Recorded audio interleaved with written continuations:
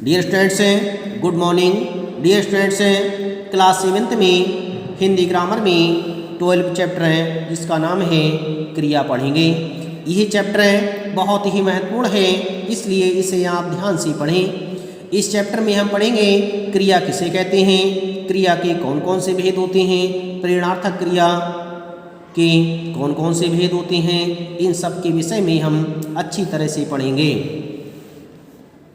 सबसे पहले हम पढ़ेंगे क्रिया का क्या अर्थ होता है। कार्य का होना या करना पाया जाए उसे ही क्रिया कहते हैं। इस प्रकार के शब्द क्रिया कहलाते हैं। प्रत्येक वाक्य क्रिया से ही पूरा होता है। क्रिया को करने वाला कर्ता कहलाता है।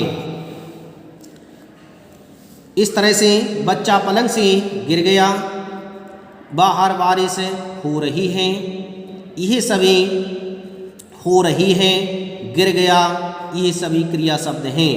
उपर्युक्त वाक्य में बच्चा करता है और उसके द्वारा जो कार्य किया जा रहा है या किया गया वह क्रिया है। जैसे गिर गया, अन्य वाक्य में क्रिया की नहीं की गई है बल्कि स्वतः हुई है, अतः उसमें कोई कर्ता प्रधान नहीं है। वाक्य में क्रिया से ही वाक्य का अर्थ स्पष्ट हो जाता है। जैसे पानी लाओ, चुपचाप बैठो। जिन शब्दों से किसी कार्य के करने या होने का पता चले उन्हें ही क्रिया कहा जाता है। इस तरह से जिन शब्दों से किसी कार्य के करने का या होने का ज्ञान प्राप्त होता है उसे ही क्रिया कहा जाता है। क्रिया का मूल रूप धातु कहलाता है। जब धातु में प्रत्यय जोड़ दिया जाता है तब वह क्रिया का रूप ले लेता है। धातु के साथ ना प्रत्यय जोड़ करके क्रिया के सामान्य रूप को बना लेते हैं। जैसे धातु रूप है बोल, पढ़, घूम, लिख, गा, हंस, देख, ये सभी धातु रूप हैं। और जब हम इसमें ना प्रत्यय जोड़ देते हैं तो क्रिया बनती है।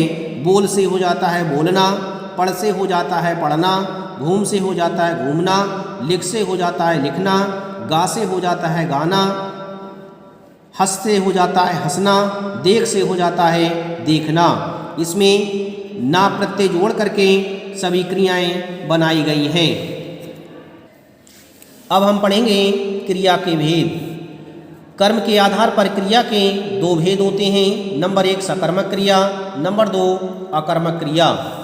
सकर्मक क्रिया साकर्मक अर्थात कर्म के साथ, जिस क्रिया के साथ कर्म जुड़ा हुआ होता है उसे सकर्मक क्रिया कहते हैं। जिन क्रियाओं के साथ कर्म लगा हो और क्रिया का फल कर्ता पर ना पड़कर कर्म पर पड़े उन्हें सकर्मक क्रिया कहा जाता है। जैसे अध्यापिका पाठ पढ़ाएगी, माली ने पौधों को सींचा। इसमें क्रिया सकर्मक जुड़ी हुई है। जैसे उपर्युक्त वाक्यों में पाठ और पौधे शब्द कर्म है, क्योंकि कर्ता अध्यापका तथा माली है का सीधा फल इन्हीं पर पड़ रहा है। इस तरह से यह सभी सकर्मक क्रियाएं कहलाएगी। कर्ता और क्रिया के बीच क्या, किसे, किसको लगकर प्रश्न करने पर यदि उचित उत्तर मिले तो वह सकर्मक क्रिया होती है। जैसे उपयुक्त वाक्यों में पढ़ाएगी तथा सींचा क्रियाएं हैं। इनमें क्या, किसे तथा किसको प्रश्नों के उत्तर मिल रहे हैं, अतः ये सकर्मक क्रियाएं हैं। इस तरह से सकर्मक क्रिया के निम्नलिखित दो भेद होते हैं। सकर्मक क्रिया के दो भेद होते हैं। नंबर 1 एक कर्मक क्रिया, नंबर 2 द्विकर्मक क्रिया। एक कर्मक क्रिया उस क्रिया को कहा जाता है जिसमें केवल एक ही कर्म लगा होता है।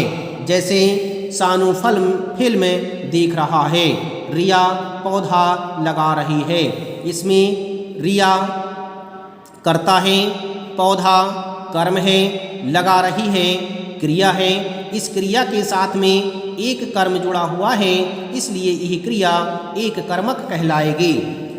इस तरह से द्विकर्मक क्रिया उस क्रिया को कहा जाता है जिसमें दो कर्म लगाए हों। जिस क्रिया के साथ दो कर्म जुड़े हुए होते हैं उसे द्विकर्मक क्रिया कहते हैं। जैसे कुलदीप ने भाई को पुस्तक दी, इसमें भाई को पुस्तक दी, इसमें दो कर्म जुड़े हुए हैं, भाई और पुस्तक। इसी तरह से माँ मुकेश को कहानी सुना रही है, इसमें दो कर्म हैं, मुकेश को और कहानी को। इस तरह से इस क्रिया के साथ दो कर्म जुड़े हुए हैं, इसलिए सुना रही है, ये द्विकर्मक क्रिया होगी।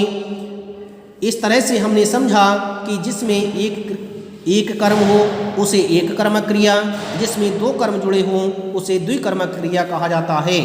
अब हम पढ़ेंगे कि अकर्मक क्रिया किसे कहते हैं।